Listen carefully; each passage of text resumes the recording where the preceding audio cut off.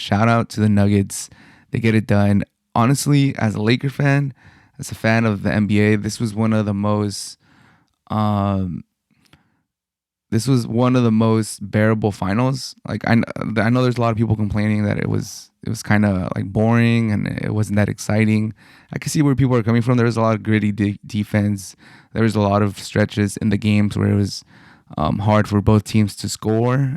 And not just because the defense was amazing, but if Jokic and Murray were hitting shots, then Michael Porter Jr. really struggled too, and for the Heat, if Jimmy wasn't really doing anything, their role players kind of didn't have the best series either. So there was times where they could go like 5-6 possessions without scoring. So I could see where people are coming from, but nonetheless, I think I don't have anything against the Heat, and I don't have anything against the Nuggets. So ultimately, even though I was rooting for the Heat and I wanted Jimmy Butler to get his first title and really finish off this great storyline, this great Cinderella story, I don't mind the Nuggets winning like at all. Like I'm very happy for Jokic. He's a funny guy. Like his interview after the games, like the job is done, it's time to go home. And then in the press conference, they're trying to just get some sound bites from him saying like, "Oh, are you excited for the parade?" And he looks to like his people over and he's like, "Oh, when's the parade?" And they're like, "Thursday." And he's like, "Man, I'm just trying to go home." I thought that was really funny. And they're like, "Friday." He's like, "Okay, Friday. Yeah, we'll go home Friday." Man just wants to go back to Serbia and celebrate, man. ESPN did show some shots of people watching in Serbia. And I think they got to be like 9-10 hours ahead. So if it was 8, it was like probably like 5-6 in the morning when the game was going on. So them Serbian people, they stayed up to watch. So I'm sure they're gonna greet him amazing. Like some of the comments on the post I saw on social media was, "Who cares about the parade, man? He has a whole country waiting for him. 5 million people, I believe, live in Serbia, are gonna be waiting for him." But yeah, just a great weekend for Serbian people with Djokovic too. We'll get into that, but for the Heat, I think, obviously they don't want to hear it right now. They just lost the finals. But, they had a great season. Cinderella story. Like, all these undrafted players. Tyler Hero was hurt. Jimmy Butler's great, but he got hurt. He turned his ankle. Can he be the one on the team that wins it? I think he could be. Like, twice he's been to the finals. And, I don't think... Like if you add someone that's a little bit less good than Jimmy Butler, can they still get it done? I think maybe so. Like if he would have had a running mate, like a legit running mate, I think they could have won it. But I think to make it more secure, I think you do need someone better than Jimmy Butler. I don't know. I don't want to. I think prisoner of the moment. Like I do think they need a better surrounding cast, and Jimmy Butler probably could be the best player on a championship team. But, he's only getting older. I believe he was like 32 now. So this might have been their best chance. But overall, the Heat definitely, I know there's only one winner at the end of the season. If you're not hoisting the Bill O'Brien trophy at the end of the year, then, there's no moral victories. Like, no one remembers second place. I get all those sayings. But they did have a great season and they definitely overachieved. So I think they could look back after a couple weeks or months or however long it takes to, get over the loss. I think they could look back at this year and be like, damn, we killed it. Like, look at these rosters. Like a lot of these, I'm rooting for all these undrafted players, but it's not out of the question that some of these guys in a year or two, we could be forgotten. They could be forgotten about. Like, it'll just be like, remember that one guy, Strus, that had a good postseason run and they made it to the finals? Like, dude, he's out the league already or something. But yeah, man, as far as the Nuggets, like their team is young. I don't know with the new CBA rules and the contracts. I'm not 100% sure. I do think they have Jokic and Murray locked up, so they got their core.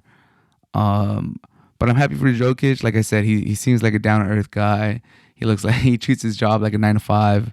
Like just gonna go in there, and like I will say, he had his historic playoff run. Like this man Jokic was balling, like 28, 10, and 10, like triple double. Like if he scored under 30, or he didn't get 10 assists in a game, you'd be like surprised. Like it was like a bad game for him this playoffs. Like if he scored under 25, like if he only gave you 24 and like 10 assists, you'd be like, okay, it was an okay game, which is crazy because those are kind of his averages during the regular season. But his man Jokic just took it to the next level.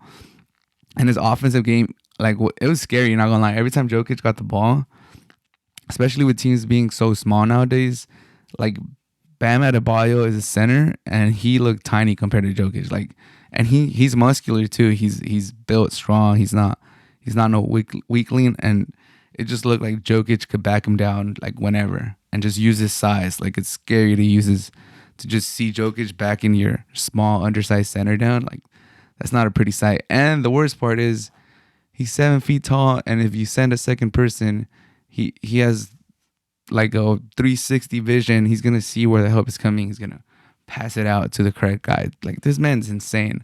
On offense, he's like a cheat code.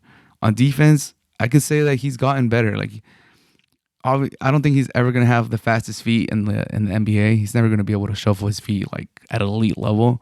But he's gotten better. He has his lateral movement is better. I saw him. I think I saw him draw a couple charges this playoff run.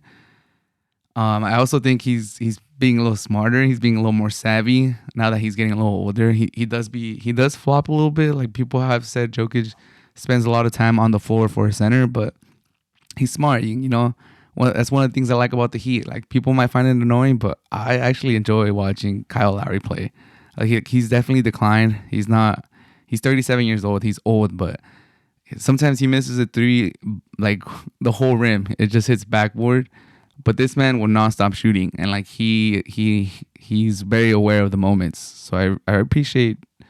I'm sidetracking, but I appreciate Kyle Lowry. I can't even deny it. Like I like how he plays. I like his I don't give a fuck mentality. Like fuck it, pull it from this three. Like he's definitely had some good moments in his career. I hope he keeps playing like another year or two. But back to Jokic, like yeah, that man's crazy. But on defense, he shuffles his feet a little better, and he kind of has a quicker hand now. Like even on Game 5, I think he got a steal off of I think it was Kyle Lowry or Jimmy Butler. I'm pretty sure it's Kyle Lowry though. Kyle Lowry like attacked the paint, and then he kind of got stuck, and Jokic just swatted it. I think it was at the end of the third. They had like two back-to-back turnovers. But yeah, Jokic got him better in defense. He's amazing in offense. He took his offense to another level in the playoffs.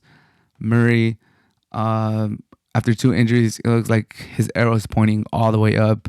I expect, All-Star game next year, barring no injuries. Hopefully he can stay healthy, knock on wood. And yeah, like his name is going to, be recognized everywhere now that he's a champion. He's definitely going to get more fan votes next year. He should be a first-time All-Star next year. And that pick and roll game, like if you have Jokic, if you have Murray, like that offense is gonna be nice. And then you add Michael Porter Jr. We'll see if he grows into his role, or if they move him. He might have bigger aspirations. Like I know he was highly recruited out of college. Everybody was hyping him up, and then his back problems kind of brought his value down. And he fell down the draft, and it's kind of slowed his ascension in the NBA. But I see potential. I mean, today he looked a little more aggressive, but his three just was not there the whole series. But I could see him. He does look like a guy that could one day be like, you know what, like I want to go to a team where I could at least be the number two.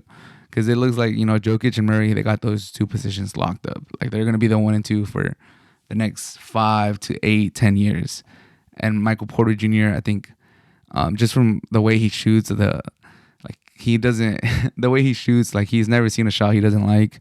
Just the mentality that comes with that. I think he would have like bigger aspirations than just being the third guy, even though he already won a championship. So I think now that he has a chip, it'll be easier for him to be like, you know what, I have a chip as the third guy, as third, fourth guy. Like I want to go to a team where I could be the number 1 or the number 2. We'll see. I'm speculating, but I could see that happening in the next year or two. And it just looks like they have, like right now, it looks like their front office is hitting on like, these free agents and bringing in rookies that could make real impact, like their year one. So the Nuggets are here to stay. Mike Malone, even in the presentation of the trophy, he said like, hey, we want another one. We're not done. Like, man was hyped. And I mean, the Nuggets are scary, not gonna lie. Nuggets are scary. They swept my Lakers.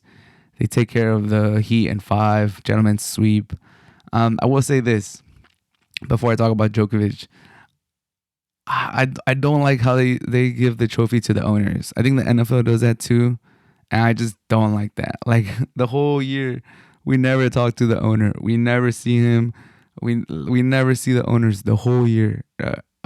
And then in the trophy presentation, we see. I know they pay the bills and they sign all the checks, but come on, like let the players, like we should let the players raise the trophy, and then I don't know. There should be a better process. Like maybe let the players raise the Bill O'Brien, and then right as you're gonna present the Finals MVP, maybe then bring in the coach and bring in the owner and then present it.